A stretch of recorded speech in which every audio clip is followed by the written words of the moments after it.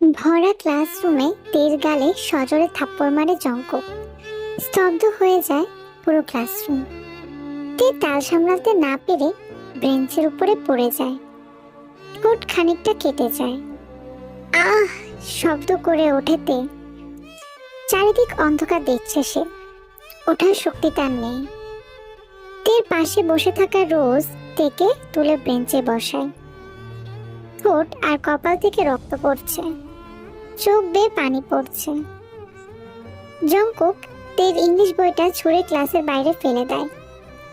বেঞ্চে সজোরে আঘাত করে চিৎকার করে বলে ওঠে, এইসব কি? সাহস হয় কি করে এইসব লেখার? বয়স কত তোমার? স্যারকে প্রেমপত্র লেখা হচ্ছে? এইসব শিক্ষা পেয়েছো পরিবার থেকে? স্টুপিড। তে কেঁপে ওঠে।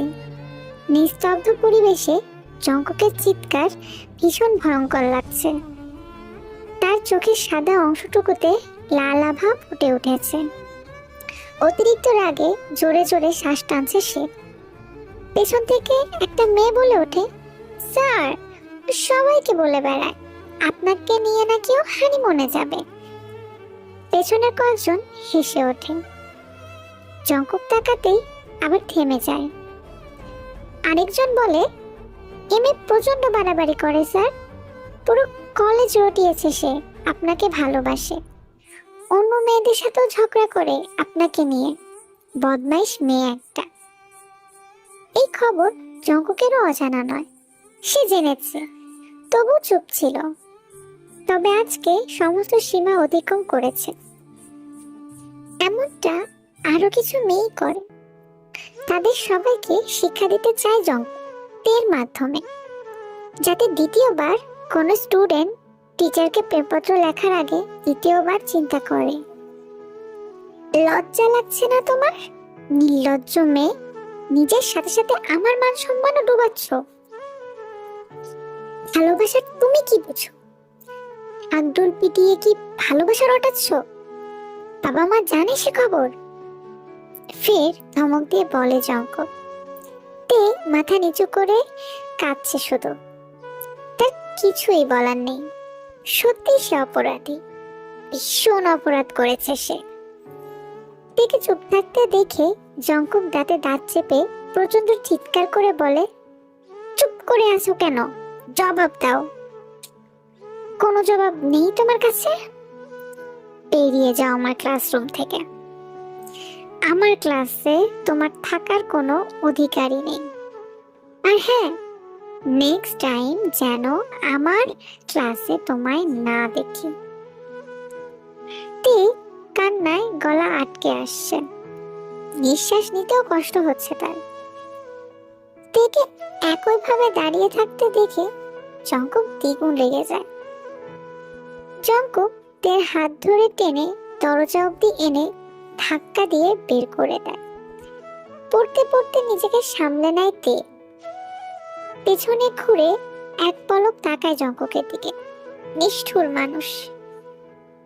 তের ব্যাগটাও ক্লাসের বাইরে ফেলে দেয় জঙ্কুক।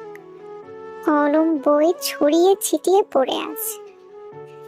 তে কাঁদতে কাঁদতে বই তুলে ব্যাগে পড়ে ব্যাগটা কাঁধে চেপে আবারও এক পলক তাকায় ক্লাসের দিকে। সবাই তাকিয়ে আছে তের দিকে, অনেকে হাসছেও। তে মাথা নিচু করে কলেজ থেকে বেরিয়ে আসে। কলেজের বাইরে আসতেই আর আটকাতে পারে না নিজেকে। ঘাসের উপর বসে চিৎকার করে কেঁদে ওঠে। প্রথম সিটেই বসেছিল তে। তে জঙ্কুক পড়ানোর জন্য তের বইটাই নিয়েছিল। বই খুলে তাতে বড় বড় অক্ষরে লেখা দেখতে পায়, কুকি বেবি, আপনি এত কিউট কেন? দেখলে ইচ্ছে করে টুক করে আপনার গালে একটা চুমু খেয়ে ফেলি। আপনার বিলাই চোখ দুটো আমাকে প্রেমের সাগরে ভাসিয়ে নিয়ে যায়। নাকের ওপরে ছোট্ট তিলটা, উফ, ইচ্ছে করে আপনার বুকে মাথা রেখে আপনার হৃদস্পন্দন শুনি। আপনার হৃদয় স্পর্শী হতে চাই আমি। ইতি, আপনার প্রেমে পাগল তে। চিঠির কথাগুলো পড়তেই জঙ্কুকের মাথা গরম হয়ে যায়। এই মেয়ের সাহস কত বড়! সে একজন টিচারকে চিঠি লেখে। কলেজের এইদিকে মানুষ নেই, এখানে বিকেল হলে মানুষের শোরগোল বাড়ে। মানুষ না থাকায় তের কান্না কেউ শুনতে পায় না। নিজের শরীরে নিজেই আঘাত করতে থাকে তে, চুলগুলো টানতে থাকে। তার এই মুহূর্তে মরে যেতে ইচ্ছে করছে, সে সহ্য করতে পারছে না। দুপুরের কড়া রোদের মধ্যে পায়ে হেঁটে বাড়ি ফেরে তে। খুবই বিধ্বস্ত দেখাচ্ছে তেকে।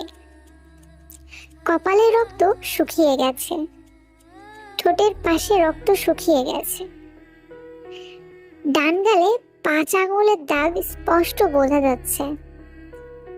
জিসো টিভি দেখছিল। এভাবে বিধ্বস্ত থেকে বাড়িতে ফিরতে দেখে তিনি ভড়কে যায়, রিমোট রেখে দাঁড়িয়ে যায়। তে মাথা নিচু করে ফেলেছে। জিসো তের কাছে গিয়ে বলে, কি হয়েছে তোর? কপাল কপাল কাটলো কি করে তোর? বলতে বল আমায়। চোখ মুখের এমন অবস্থা কেন তোর? কি হয়েছে বল মা আমায়। কেউ কিছু বলেছে? কেউ মেরেছে তোকে? চুপ করে থাকিস না তে, প্লিজ কিছু বল। তে জবাব দেয় না। মাকে এড়িয়ে রুমে ঢুকে দরজা বন্ধ করে দেয় সে। জিসু দরজা ধাক্কা দিতে দিতে তেকে ডাকতে থাকে, কিন্তু তে শোনে না। আলমারি খুলে সেখান থেকে জঙ্গকের ছবি বের করে। বেশ কয়েকটা ফটো ফ্রেম বানিয়েছিল সে। জঙ্কক কিছু চকলেট দিয়েছিল তেকে। সে চকলেটগুলো এখনো খায়নি সে, দিয়েছিল গত রোজারিতে। জঙ্ককের একটা শার্ট চুরি করে এনেছিল সে, নিজের কাছে রাখবে বলে। খুব ভালোবাসে তো মানুষটাকে। সেই শার্টটাও বের করে। খুব যত্নে একটা ডায়েরি লিখেছিল জঙ্ককের নামে। সমস্ত অনুভূতি, ভালোবাসা মিশিয়ে লিখেছিল ডায়েরিটি। সবকিছু এক জায়গায় করে সে। এরপর কিছুক্ষণ সেগুলোর দিকে তাকিয়ে থাকে আর ভাবতে থাকে, কেন করলে এমন? কি দোষ ছিল আমার? ভালোবাসা কি অন্যায়? এরপর দেশলাই দিয়ে আগুন জ্বালিয়ে দেয় তে। পুড়তে থাকে তের কিশোরী মনে জন্ম নেওয়া ভালোবাসা। ছাই হতে থাকে অতি প্রিয় জিনিসগুলো।